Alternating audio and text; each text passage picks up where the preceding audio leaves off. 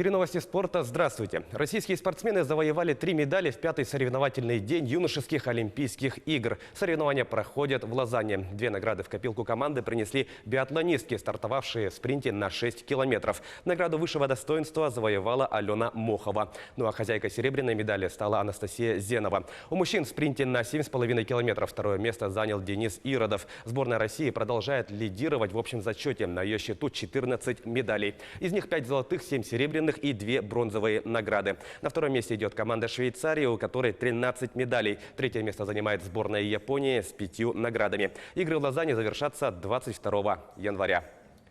Чемпион мира по версии Всемирной боксерской ассоциации в полусреднем весе россиянин Александр Беспутин провалил допинг-тест. Об этом сообщает ТАСС. Напомню, Беспутин завоевал свой пояс 1 декабря 2019 года, выиграв у соотечественника Раджаба Бутаева единогласным решением судей. После этого поединка спортсмен прошел допинг-контроль. Именно эта проба дала положительный результат на лигандрол. Данный препарат схож с анаболическими стероидами, однако имеет меньше побочных эффектов. На счету 28-летнего Беспутина 14 побед и ни одного поражения на профессиональном ринге. Во время любительской карьеры он становился чемпионом России и Европы, а также серебряным призером Европейских игр. На профессиональном ринге спортсмен в профессиональный ринг перешел в 2015 году.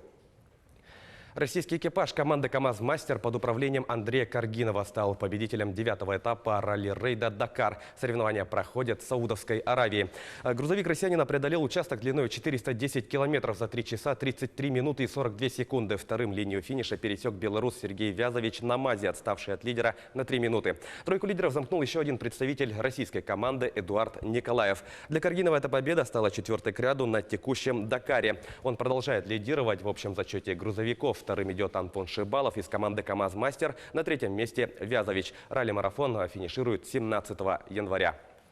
Баскетболисты российского клуба ЦСКА одержали победу над испанским «Реалом» в домашнем матче регулярного чемпионата Евролиги. Встреча завершилась со счетом 60-55. Самым результативным игроком матча стал разыгрывающий защитник армейцев Майк Джеймс, набравший 19 очков. У гостей самым точным был форвард Трей Томпкинс. На его счету 14 баллов. ЦСКА прервал победную серию «Реала» в Евролиге, которая составила 13 матчей. Армейцы занимают 4-е место в турнирной таблице, набрав 26 очков. «Реал» идет вторым, имея в активе 30 пунктов. В следующем туре ЦСКА дома сыграет с испанской «Басконией». Встреча состоится 17 января. Ну а «Реал» днем ранее в гостях встретится с подмосковными «Химками». Новым главным тренером футбольного клуба «Барселона» стал Энрике Сетьен Солер, более известный под именем Кике. Контракт с предыдущим наставником каталонцев Эрнесто Вальверде расторгнут по взаимному согласию сторон. Подробности в следующем репортаже рассказывает Сергей Берец. Кике Сетьен стал во вторник новым главным тренером «Барселоны». Контракт с ним от лица клуба подписал президент «Барсы» Жозеп Мария Бартомео. По словам Сетьена, до недавнего времени тренировавшего команду «Реал Бетис» в Севилье, такую возможность он не мог представить в самых смелых мечтах. Главное, что я хотел бы передать игрокам, ведь мы знаем, что зависим от них, это восторг, желание побеждать и уверенность, которую испытываю сейчас. Сетьен поблагодарил руководство клуба и тепло отозвался о предшественнике Эрнесто Вальверде. Барселона расторгла контракт с ним после того, как команда дважды вылетела из Лиги чемпионов, уступив Роме и Ливерпулю. Не помогли 2 победы в домашнем чемпионате, а также Кубок и Суперкубок Испании.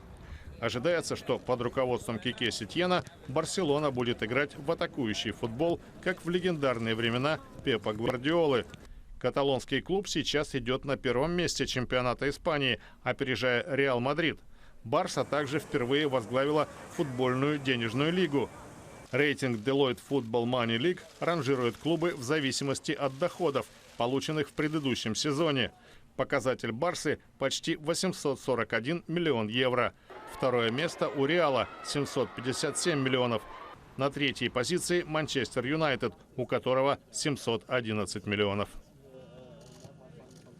К этому часу это все спортивные новости. Мы продолжаем следить за событиями в жизни российского и мирового спорта.